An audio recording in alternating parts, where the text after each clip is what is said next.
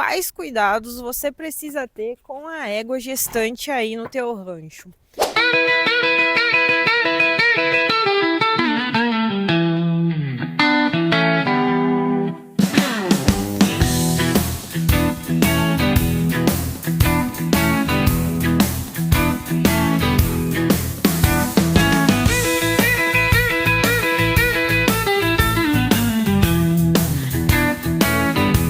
A gente sabe que a égua, a partir do momento que ela está prenhe, se desenvolve um cuidado até exagerado desse animal, onde a gente fica com medo até de dar um vermífugo para esse bicho. Já te adianto que sim, tem alguns vermífugos que a gente precisa evitar. É evidente que tem coisa que ultrapassa a barreira transplacentária dessa égua, pode levar ao aborto. Mas esse cuidado exagerado também é um problema muito grande. Porque, pensa comigo aqui, se uma égua está doente ou ela está com alta carga parasitária, isso não vai poder causar um aborto do mesmo jeito? Então a gente precisa ter um norte, né? E pensando nisso, e pensando que aqui tem pouquíssima hipérbole, tem pouquíssima informação sobre isso, eu resolvi trazer uma sequência de vídeos, eu espero que eu consiga gravar todos, trazendo esses cuidados. Então assim, a partir do momento que a égua ficou prenhe, já te dou uma dica, não separa ela das outras éguas que ela está junto.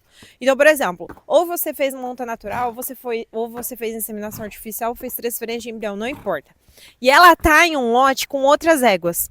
Aí o veterinário foi lá, confirmou a prenhez com 14, 20 dias, você vai lá e separa essa... Tem um cavalo aqui que tá agoniado. Enfim, e separa essa égua do lote que ela tá toda a vida dela, ou nos últimos meses. Deixa eu te falar um negócio. Em éguas, a gente tem um negócio que se chama égua madrinha. E a gente tem que pensar mais uma coisa. Cavalo é um bicho que vive em manada.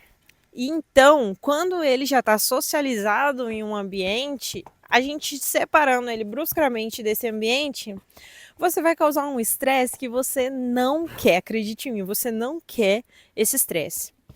E a égua tem uma particularidade na gestação dela que até os 60 dias é tudo muito frágil. Ali está começando a formar os corpos lúteo acessório, enfim, isso não importa. Isso é matéria de faculdade. Mas é frágil. Depois dos 60 dias de gestação, é um pouco mais difícil dessa égua acabar absorvendo esse embrião.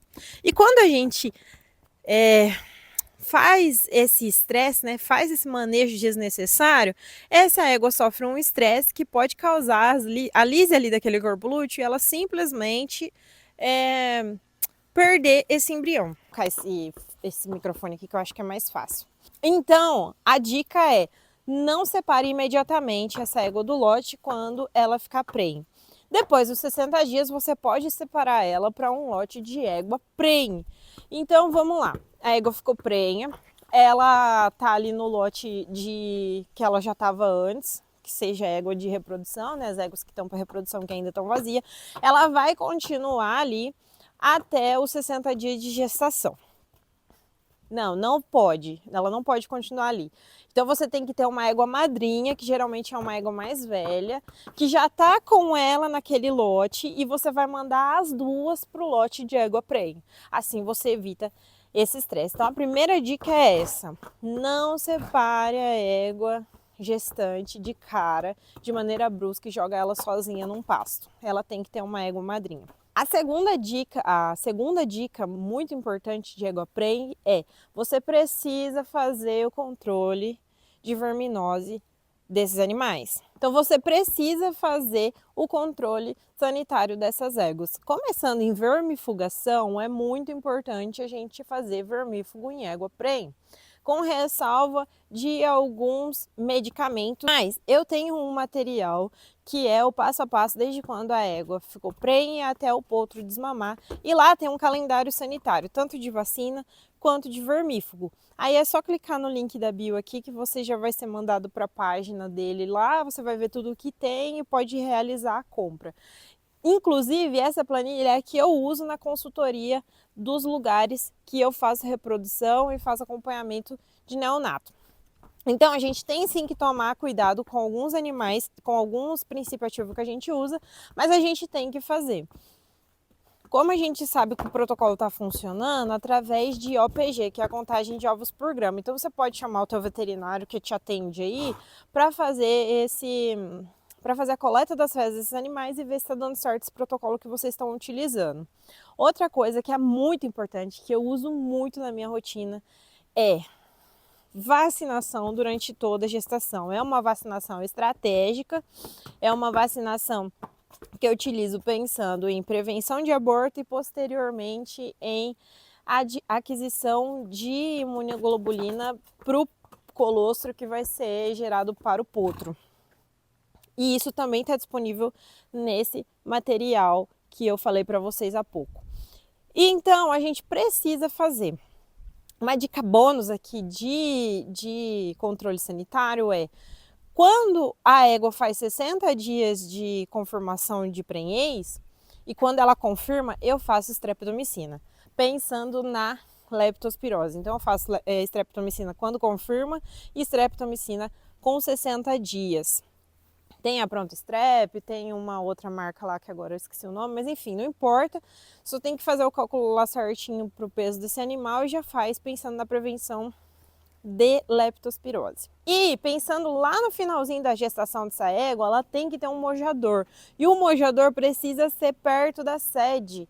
Égua, gente, tem espírito, não tem espírito não, né? Tem instinto de sobrevivência, porque na natureza os cavalos são presas, né? Então ela sempre vai criar no lugar mais esquisito e mais estranho que você imaginar na sua vida. Ela vai criar longe das outras éguas, no lugar assim mais distinto que você imaginar. Às vezes, se o pasto tiver barranco, ela vai criar lá no barranco, o potro pode cair no barranco e morrer. Na beira de um rio, ela vai criar na beira do rio, o potro pode cair dentro do rio e morrer. Então, tem até uma história que eu gosto muito, que tá aí nas redes sociais, aí que o pessoal conta a história de um cavalo que nasceu na beira da cerca e caiu pro outro lado da estrada. Sorte que eles viram, né? Conseguiu pegar, caiu num barranco. Por quê? Porque a égua, ela vai criar nesses lugares estranhos.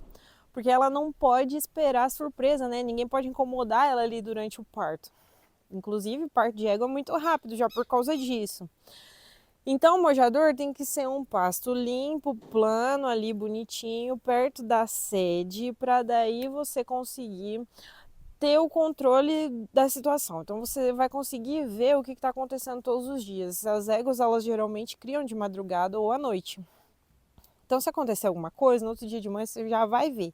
Se você botar num pasto muito longe, vai ser difícil o acesso. E o potro, ele é muito sensível. Então a partir do momento que ele nasce, se você não conseguir fazer as primeiras coisas ali nele, a chance de você perder ele é muito grande. Uma dica de ouro para a gente conseguir finalizar aqui é: o pasto que essa égua vai criar, né, o mojador que ela vai criar, tem que ser grameado, tem que ter cobertura de vegetação. Por quê? Pensando no Rhodococcus. O Rhodococcus, ele por aspiração, ele acaba acontecendo em lugares assim, né? Lugares com muita poeira, o chão de terra mesmo, o potro já cai ali, já inala aquilo, já tem Rhodococcus na pulmonar, e isso mata, e mata mesmo, e mata muito, e mata em quantidade, mata todo mundo. Então precisa ter pasto, né, com cobertura, com cobertura vegetal. Então tem que ter um pasto mesmo, não pode ser na areia. E se você gosta de pôr a égua em baia para criar, você tem que fazer uma cama muito boa e você tem que desinfetar toda essa baia, antes e depois dela criar. Desinfetar mesmo, pode jogar até cal no chão depois, por causa disso. Bom, gente, eu acho que eu falei tudo. Se vocês ficaram com alguma dúvida, pode comentar aqui nos comentários. Eu espero que eu consiga trazer mais vídeos aqui para vocês. E sugestões e tudo mais, estou aceitando.